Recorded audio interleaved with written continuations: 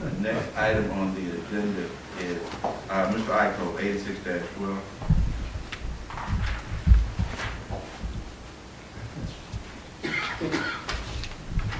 Thank you very much, Mr. President.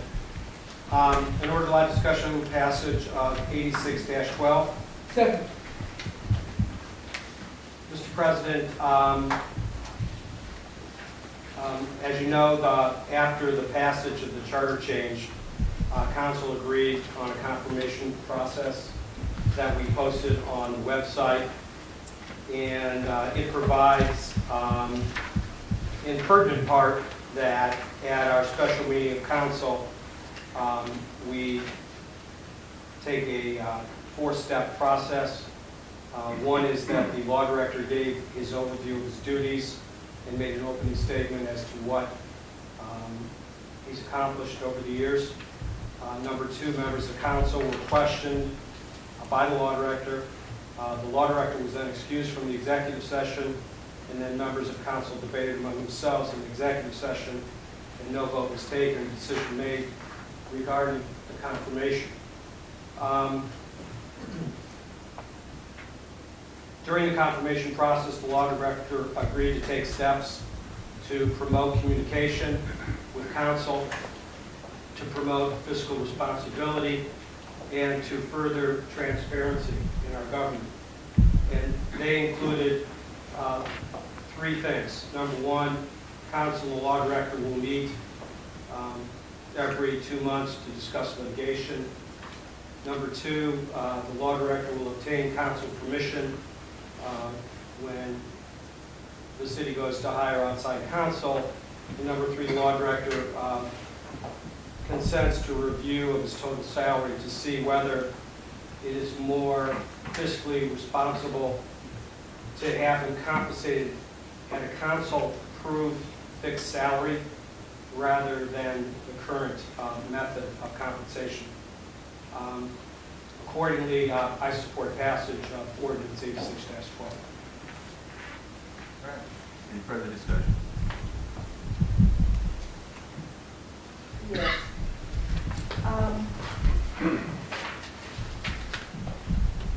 Let me just preface by saying that I spoke with, like all other council people, I spoke with Michael Grosson. I think that it would not be good, it would not be new news to anybody that I've had some concerns.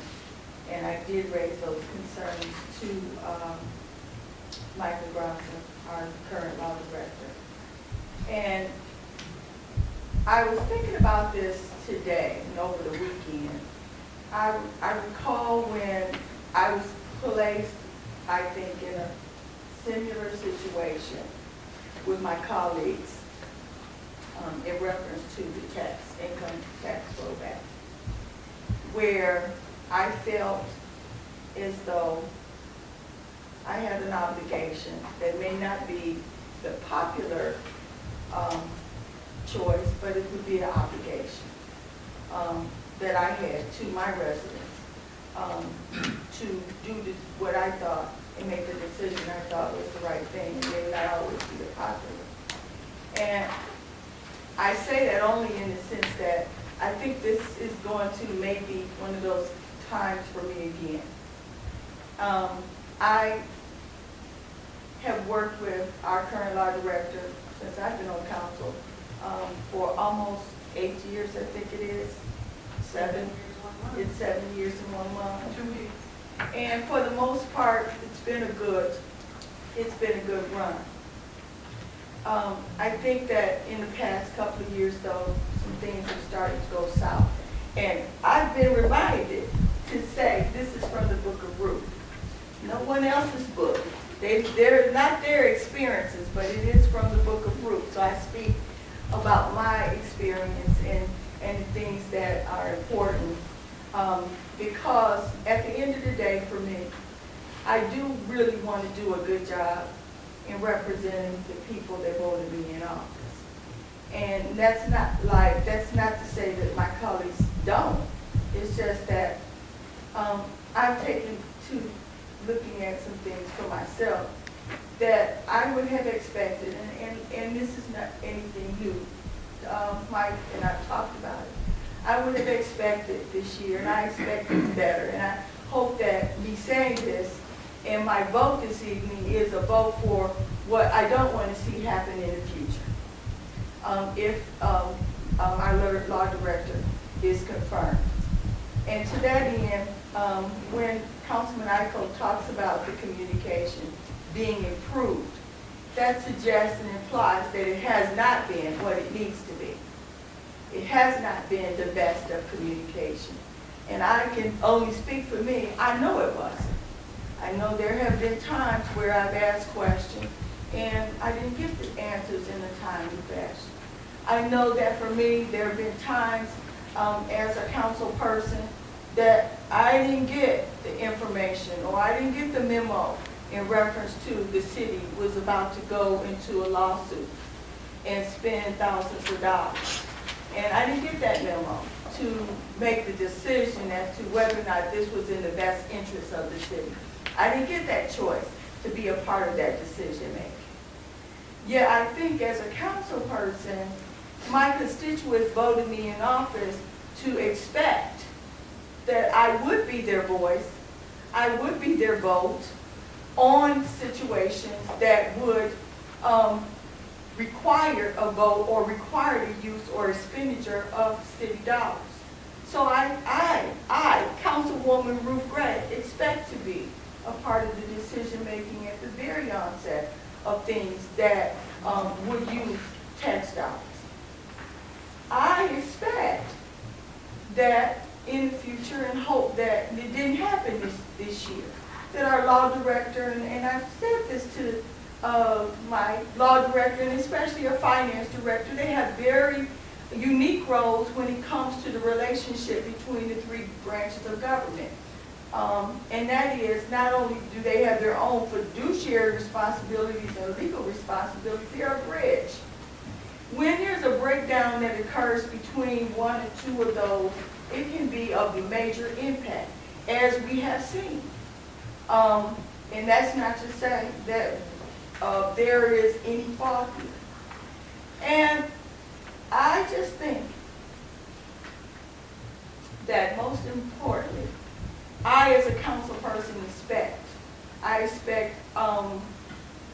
our need to be at the decision-making table. I expect that I will be there. I expect that I will be communicated to prior to decisions made. I expect that. I expect that I know that my constituents would expect me to have that information before I make a decision in a timely manner. And if I don't have that information, I should. So moving forward, I respect Michael Grasso very much. I really do. And I think over the 7 years, some of the years, we've had great relationships. But something started to go wrong. And I believe that we need to look at the transparency. I believe that what we started with the law department and the charter amendment, I personally think that all city officials appointed by the mayor or hired by the mayor in holding directors' positions need to be confirmed by council. That's what I believe. I believe that there is a relationship that we should have with them, and there's a level of responsibility. So I would hope in the future, and that's what makes it not personal to me, that in the future, when we do charter amendments, that this is something that is discussed. But moving forward, if Michael Grasso is confirmed today, I hope that the promises and the commitments made tonight will be just that, adhered to and done. But I can say, prior to today, they haven't been. And I can't vote yes for something on what it will look like. I have to vote on what it is today. And so with due respect to Mike and the work that he has done, and I will work with you moving forward, Mike, and you do have all my support, I cannot give my vote in yes today.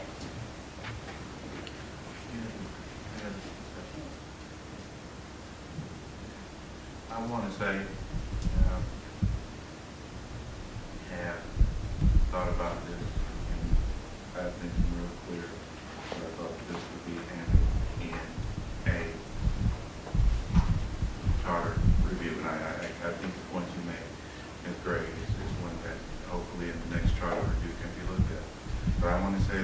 believe the communication has been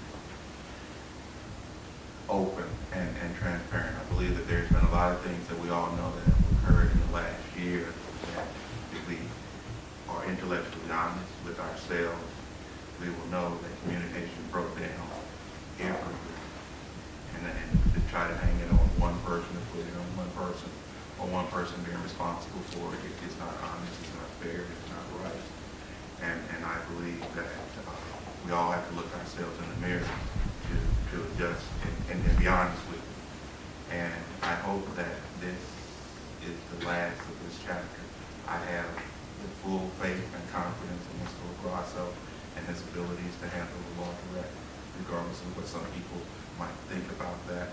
I want to know that I was elected, just as you were, as all of us were, by the residents, and Mr. Grasso has done an outstanding job. And I do not think, and not get preachy up here, but someone once stepped down and wrote in the ground, in the dirt, that he do it without seeing Catholic or stone. We've all made mistakes and fallen short on communication, transparency, and some other things. And I believe that it's time to move forward, to be done with it, so we can go forward. We have a city that is moving forward, and some of the pettiness and some of the other stuff of last year. The old acquaintances to be forgotten, put it back, let's go forward. Roll call. May I have one more word, is that okay? Yeah. No, I think we need to, I gave this a lot of thought, and I think it's very compelling that we do need to have change. We need to learn from this experience, and as Councilman Ico said, there's been agreement, there's going to be some change in the area of communication and fiscal responsibility. So I think we need to take something from this. But I invite everybody, no matter you like this decision today or not, to give it some time that we can work together and work through these things, as opposed to walking out the door and saying, well, I agree with that decision, or I don't. I think we all need to learn from this. When it comes to communication, it's just not one person communicating. It goes two ways. So a lot of people need to change from this, and hopefully we can demonstrate that and learn from it. And at first, I was really in favor of changing the legislation for the charter review to require that confirmation. And as Ruth said, she would like to see it from all the directors. But, we have to set the bar high. And I think we can do that without it being legislated. I think people should be able to have that much support for all the directors. And you shouldn't have to be told, that, well, you have to meet that standard. So I think they have 4/7 of approval. I think we can get even higher than that, without going through this ordeal. I think it's a question of working together. Thank you, Mr. Chairman. Mr. President, may I answer, please? Thank you, Mr. President. I agree with you that I think this should be something looked at in the charter about confirmation of appointments of law director. And I was against an annual confirmation process, and I was not for it every 2 year either. I would have liked to see this every 4 years when the mayor is elected, whether it's elected for the first time or re-elected for however many times. That's the time, I think, when the mayor should make a decision about who she or he wants as a law director, and that's what council, this is just my feelings about it, the national council should make that decision but and if we do have a charter review, I think that needs to be looked at. But what we do have right now is every 2 years, and that's what the voters decided, and I'm okay with that. I have not worked with this law director as long as other members have. The year that I've worked with him, I've had nothing but straightforwardness. He's always answered my questions. He's accepted my challenges, and not everybody can be right all the time, me nor him, nor any of us. And he has accepted when I challenge him on things. I think he's above the egos and the pettiness, and has with me every step of the way, I'm going to vote for confirmation.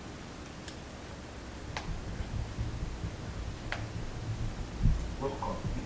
Roll call. Gurley. Aye. Gelfen. Aye. Goodman. Gray. Nay. Ico. Aye. Romeo. Aye. Miller. Aye.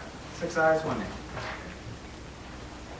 I'd like to say thank you to council for your continued support, and to the mayor and to all my directors that work with me. We have a great team between council, the mayor, and all the directors. We'll be moving this city forward as we have in the past, and I think nothing but good things will be coming forward. Look forward to keeping us going in that direction. Thank you. All right. The next item is Resolution 01-13, setting the date for the City of South Houston